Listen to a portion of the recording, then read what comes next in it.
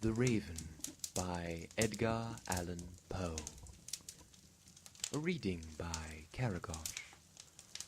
Also, I would just like to point out that a friend of mine kept asking me to do a rap video about either Leona or just make a general video about her, and her nickname just happens to be Raven, so I thought it'd be funny. In any case, enjoy.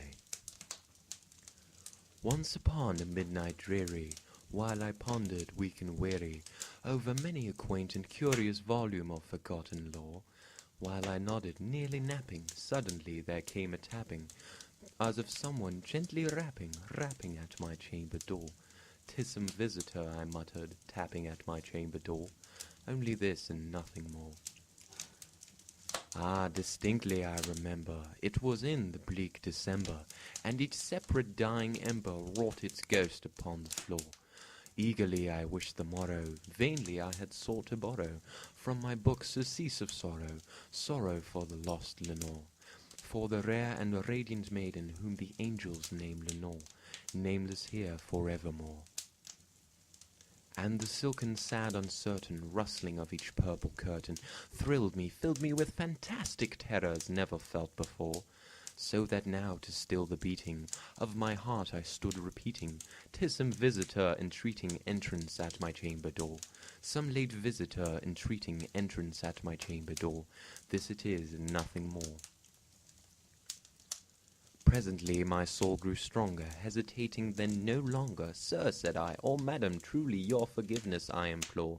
But the fact is I was napping, and so gently you came rapping, and so faintly you came tapping at my chamber door, that I scarce was sure I heard you. Here I opened wide the door, darkness there, nothing more."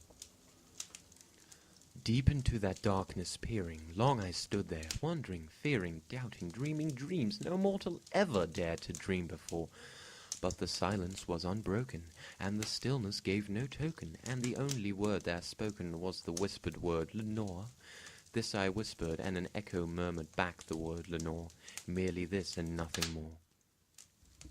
Back into the chamber turning, all my soul within me burning, soon again I heard a tapping, somewhat louder than before. "Surely," said I, "surely that is something at my window lattice. Let me see then what thereat is, and this mystery explore. Let my heart be still a moment, and this mystery explore. 'Tis the wind and nothing more." Open here I flung the shutter, when with many a flirt and flutter, in there stepped a stately raven of the saintly days of yore. Not the least obeisance made he, not a minute stopped or stayed he, but with mine of lord or lady perched above my chamber door, perched upon a bust of Pallas just above my chamber door, perched and sat and nothing more. Then this ebony bird beguiling my said fancy into smiling, by the grave and stern decorum of the countenance it wore, "Though thy crest be shorn and shaven, thou," I said, "art sure no craven, ghastly grim and ancient raven, wandering from the nightly shore. Tell me what thy lordly name is on the night's Plutonian shore." Quoth the raven, "Nevermore." Much I marvel this ungainly fowl to hear it discourse so plainly, though its answer little meaning, little relevancy it bore.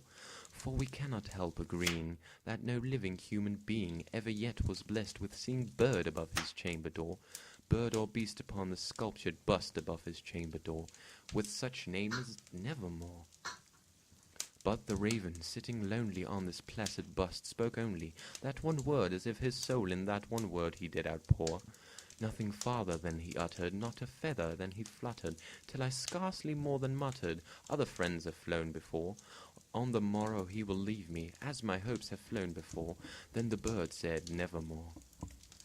Startled at the stillness broken by reply so aptly spoken, "Doubtless," said I, "what it utters is its only stock and store, caught from some unhappy master, whom unmerciful disaster followed fast and followed faster, till his songs one burden bore, till the dirges of his hope that melancholy burden bore, of never, nevermore." But the raven still beguiling my said fancy into smiling, straight I wheeled a cushioned seat in front of bird and bust and door.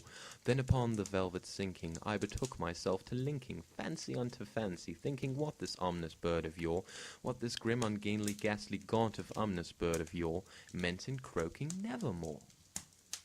This I sat engaged in guessing, but no syllable expressing to the fowl whose fiery eyes now burned into my bosom's core.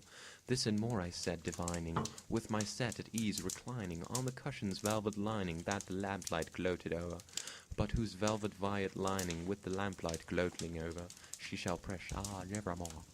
I must ask you a question, but I shaved it for later. Too lazy to cut it.